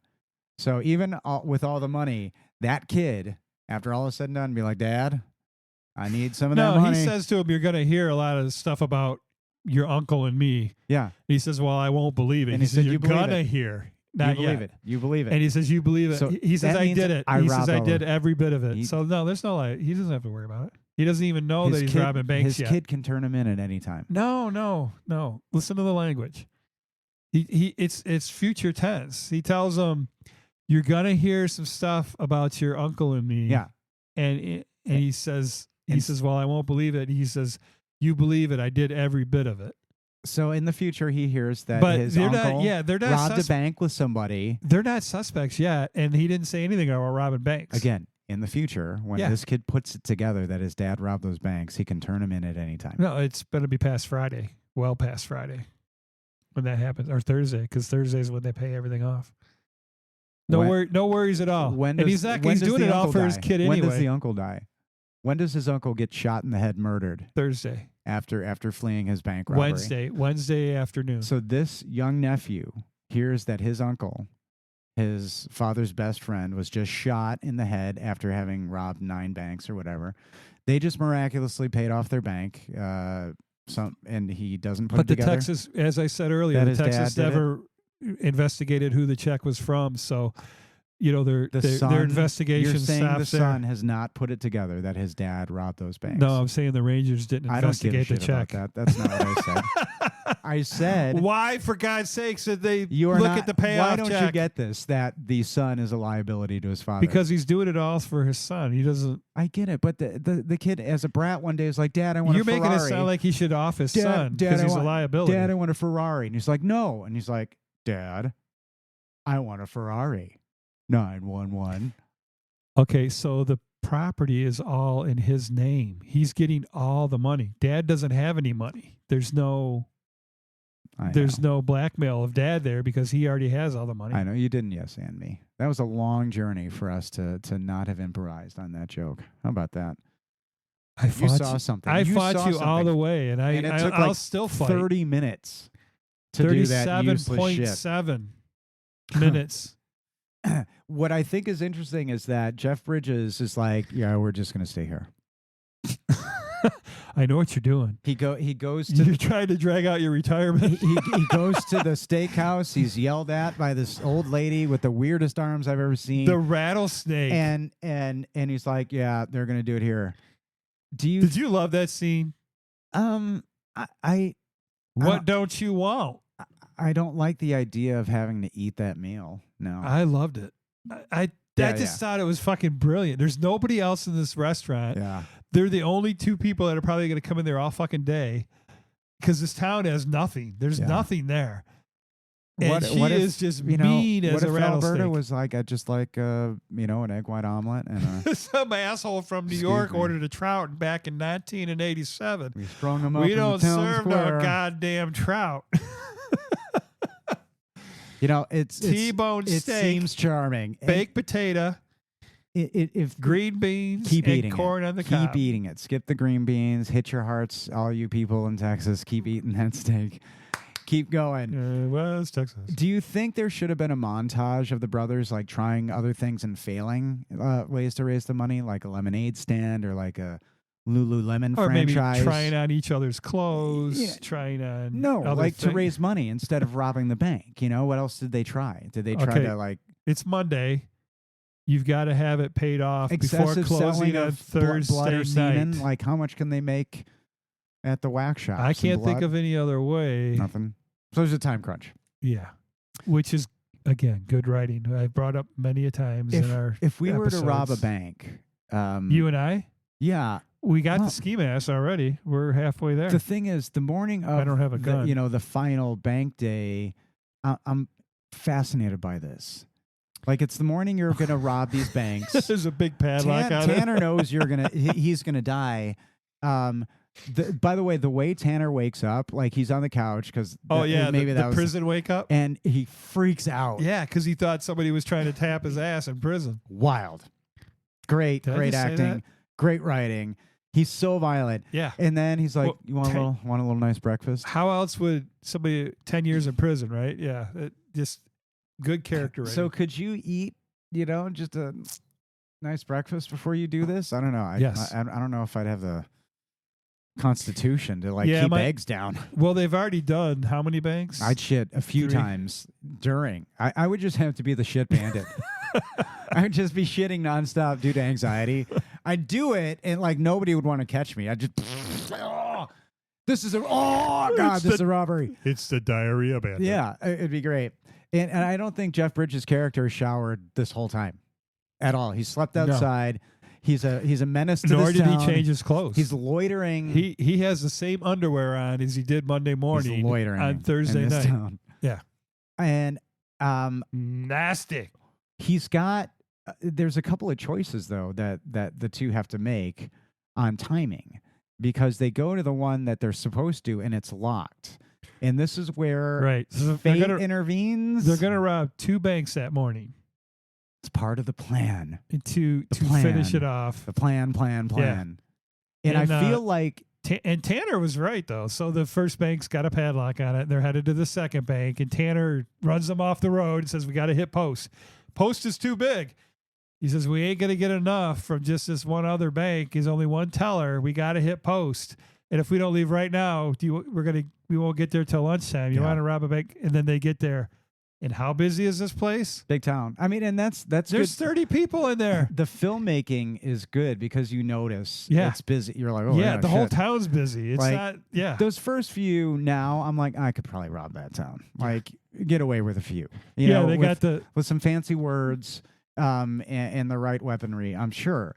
But the What fancy words? well, maybe confuse them with anyway. Tanner uses some real fancy words. But I think that they're lousy bank robbers.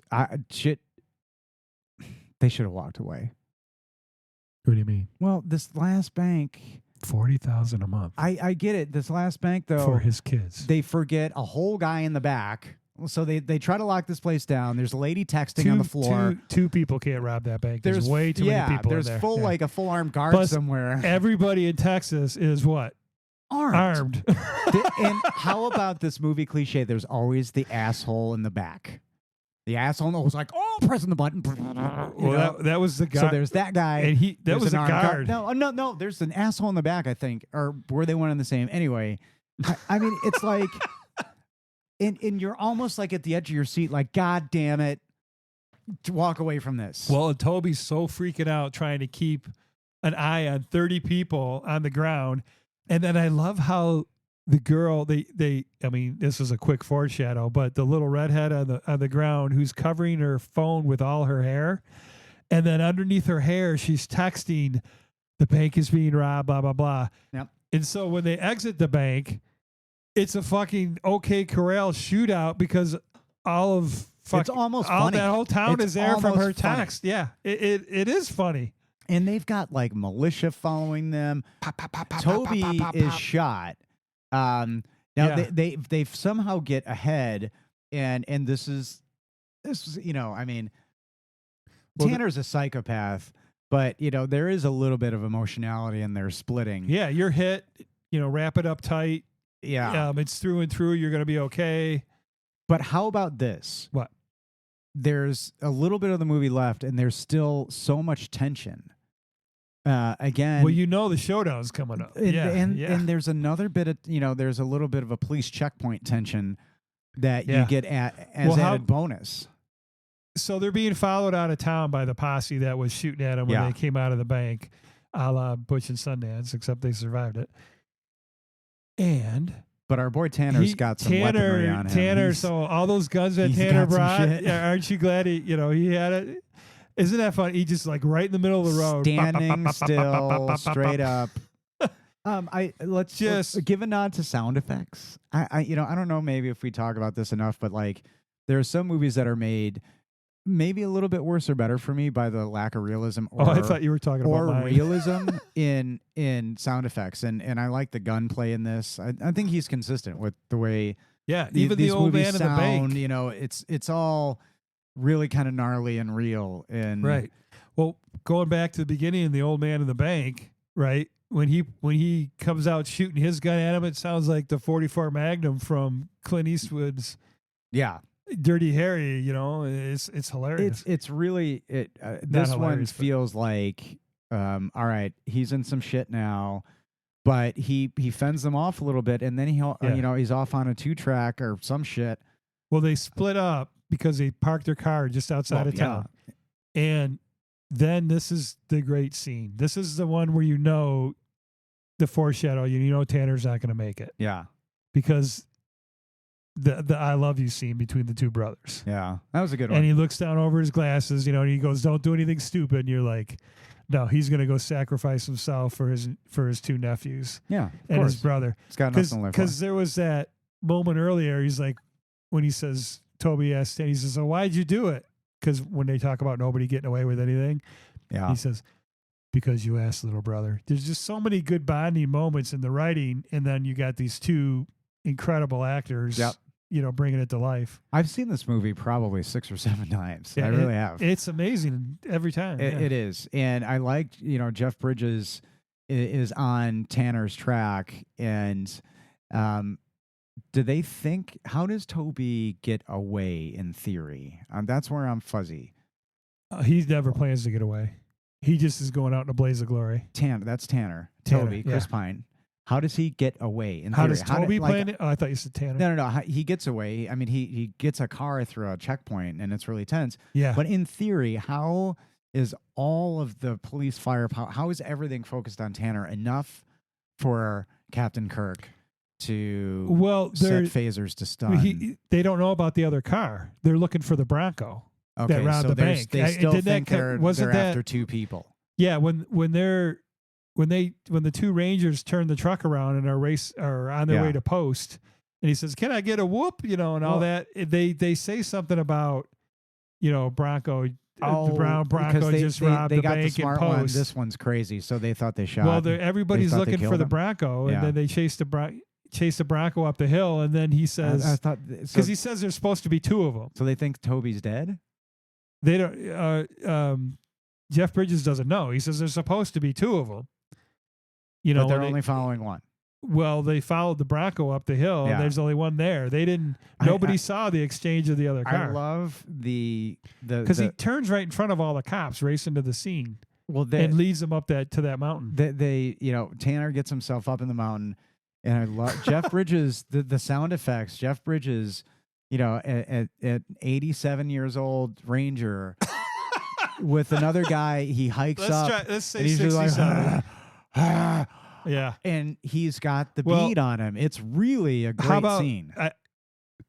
It's the best scene ever I've ever seen Jeff Bridges act, and it might be one of the greatest scenes ever. But before that, I want to talk about the shock. What do they call it when there's a shock scare, a jump scare? Okay, the shock scare. I'm going to call it when Alberto. When Tanner does some damage. He takes some people out. No, yeah. When Tanner shoots his partner in the face at 300 yards, right next to him, it just is so unexpected and so shocking. And Jeff Bridges' reaction to that was incredible. Yeah. But the reaction to what you're saying, and this was brought up at the SAG. I want to say SAG Awards, but there was a SAG program, and they were interviewing Jeff Bridges on this movie, SAG-AFTRA, and he asked him about that specific scene, and he said, "How did you act that? What did you draw upon? How did you get there? Blah, blah, blah." And he literally, Jeff Bridges just sits there and he pauses and he's like, I almost wish he had said the scene from Sicario where he says, "You want to know how a watch works?" Yeah. Because he's just like, how can you're asking me to how does my soul bring forth its moment of acting? How did you play that solo at that particular moment while the 20,000 people were screaming? It's like you can't. He's like he tries to put it into words for him because he asked him, but it was kind of silly. But so just to recognize that moment after he takes that shot, what would you say, 15 seconds of emotion that he goes through? Yeah, is so powerful, and it might be one of the best acted scenes of all time. I mean, it just blows my mind how good that is. It's as real as it gets. Yeah. I couldn't put it any other way. And there's no words. Yeah. And it's very powerful. And even the way that Tanner is shot, it's a headshot. It's not gore. It's just a very discreet end to him as he slumps down and he's propped it up by his gun. Yeah. Which is maybe irony, I don't know. And you have that tension, and then it's followed immediately by Chris Pine's character trying to get through a police checkpoint with a car that's got different plates on it. You know, I love how they pull out licenses in movies. You know, it just looks like from the crack of your ass. It's just like a weird thing. Like, here's my paper.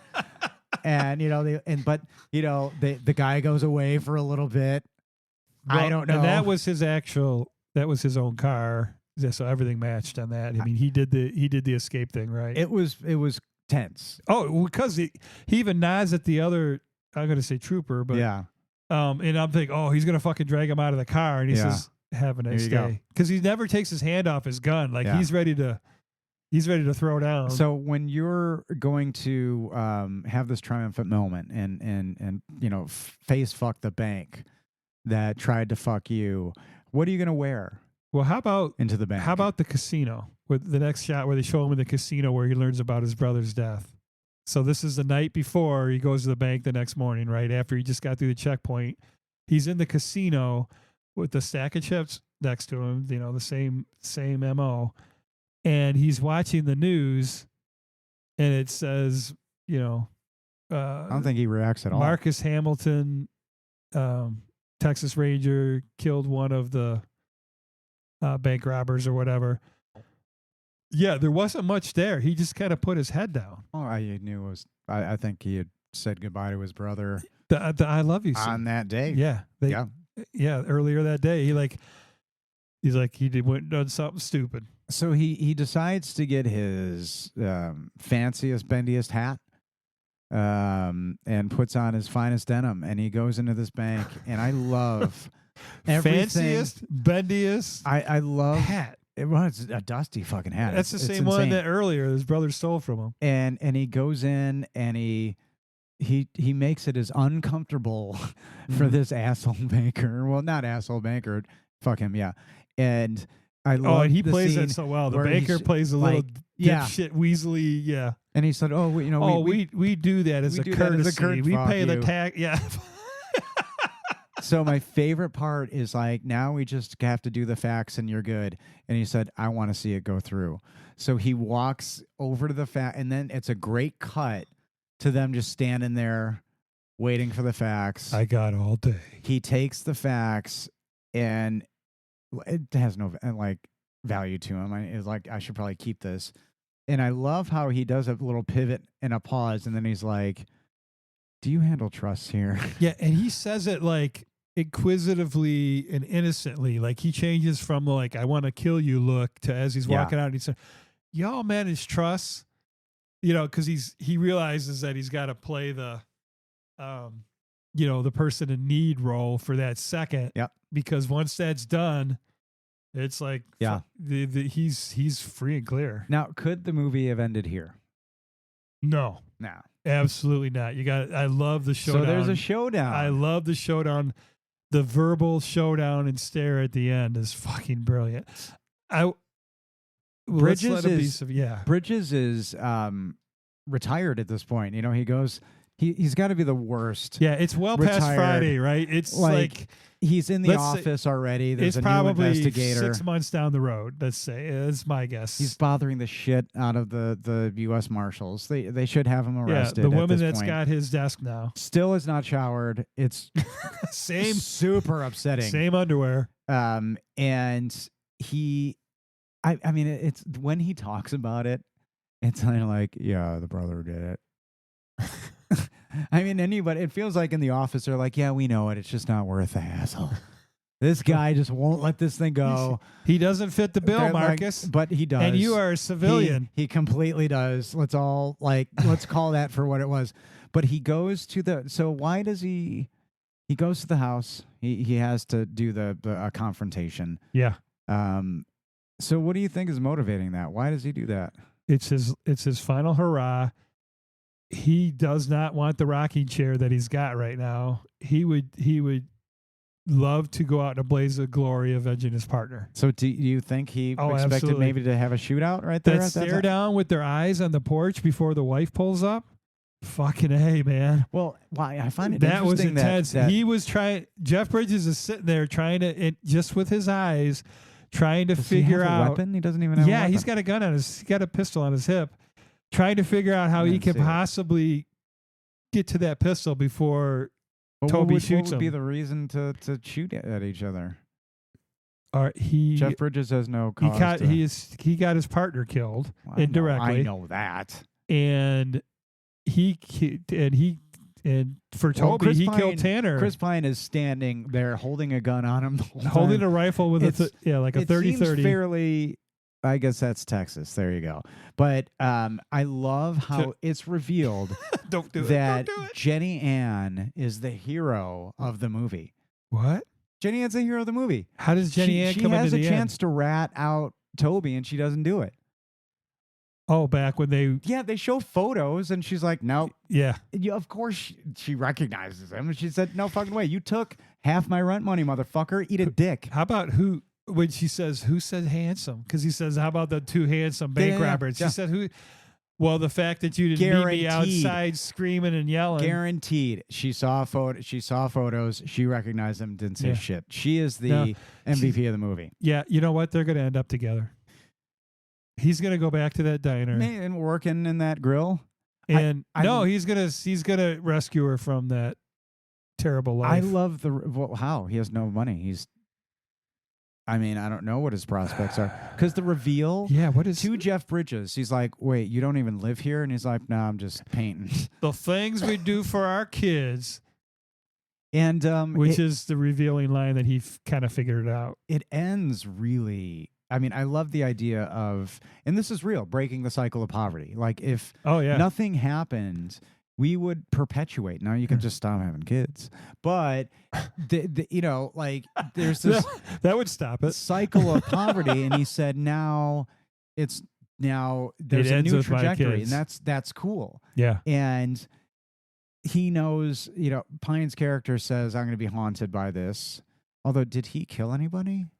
He didn't kill anybody, did he? no, he says I didn't kill your partner. He says yes, you did Yeah, by right. putting this plan in motion. He says it's gonna Yeah. haunt you the rest of your days, son. and it's going to haunt me. And Pine says, I got a little apartment downtown. It's a little 1-bedroom. I You thought he wanna- was going to ask if we wanted a room together. You want to finish this conversation? I got a little apartment downtown. Yeah, Come on over. and maybe Doors open. I'll give you peace. And then the last line of the movie. Oh, did I clock it right? You say it. Maybe I'll give it to you. That's the last line? That's what I got Yeah. that too. And then Travis Tritt kicks in. I'd rather it be Attila. Put your middle fingers up. Can you imagine they do those backing vocals with Travis Tritt? Did you know I can't. Taylor Sheridan is the nephew of former U.S. Marshal and McLennan County, Texas Sheriff Parnell McNamara? Yeah, that helped with the writing. And of the his movie. Deputy U.S. Marshal Mike McNamara. That's wild. That helped with Sicario. This guy really knows his stuff. And Comancheria was the film's original title. It's the region of New Mexico, West Texas, and nearby areas occupied by the Comanche before the 1860s. Yeah. Comancheria is a super dope name. I think that's super cool. Do you like it better than Hell or High Water? Well, the phrase "come hell or high water" typically means do whatever needs to be done, no matter the circumstances.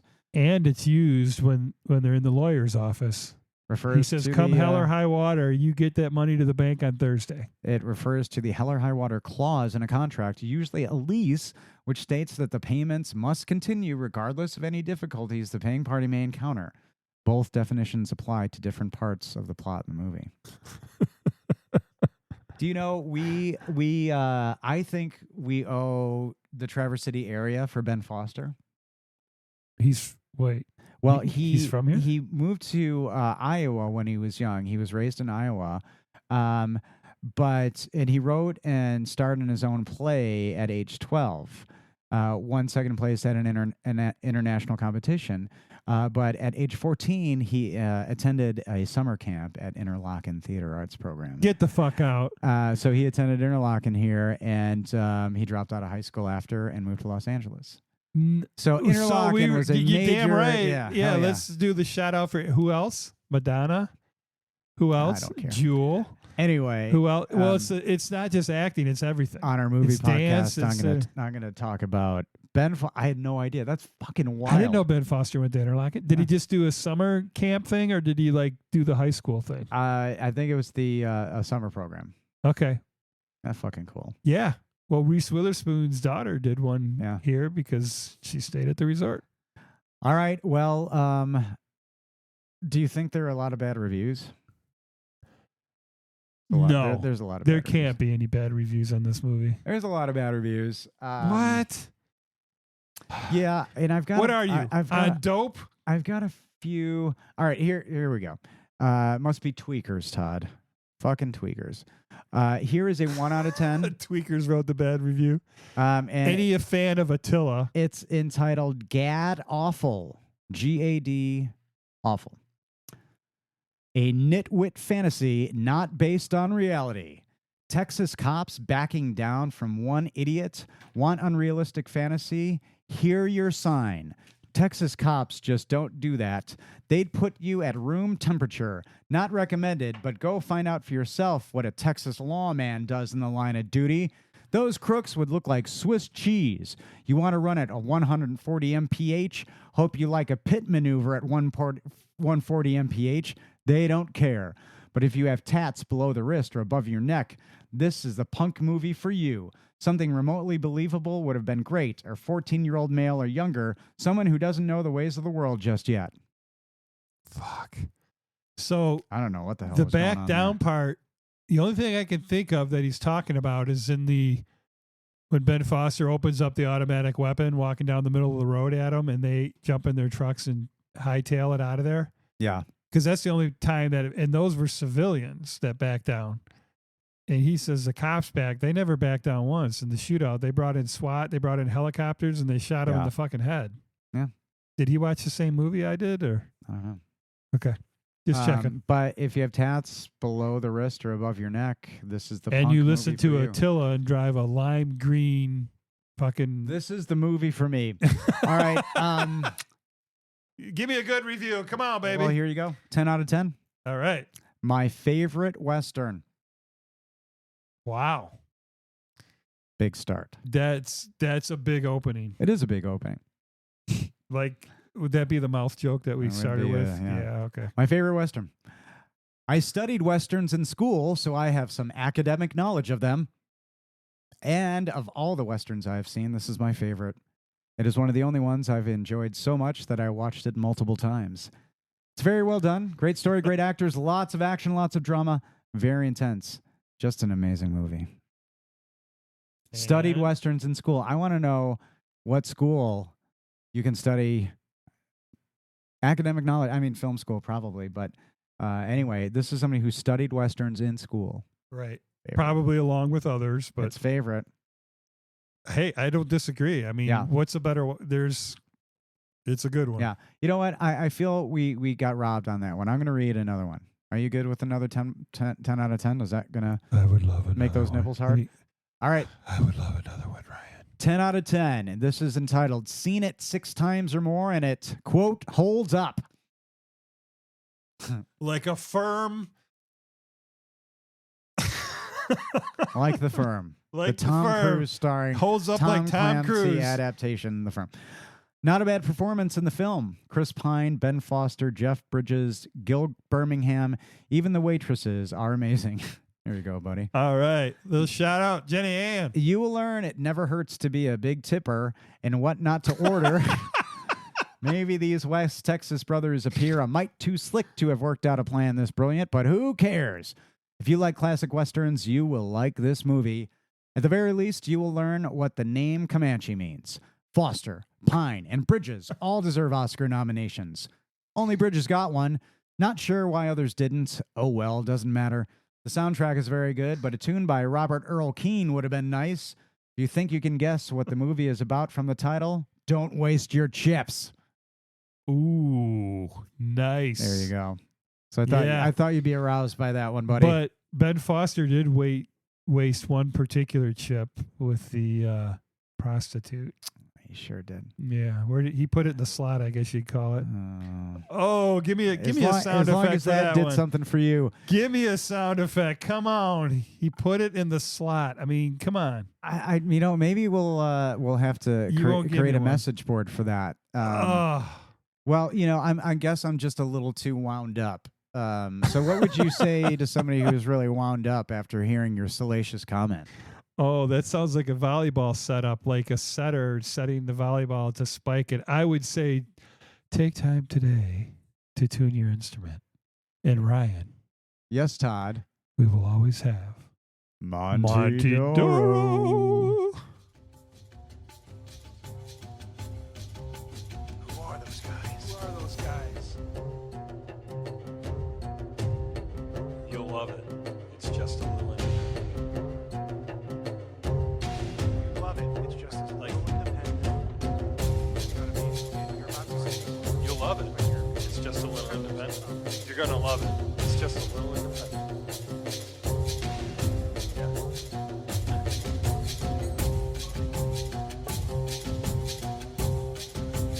Okay. We're 10s. Yeah, we're 2 or 2. We're like we know love it. It's just a little independent. Like it's just like I'm introducing a movie to you. Like you're about to. All right. Yeah. Just a little independent.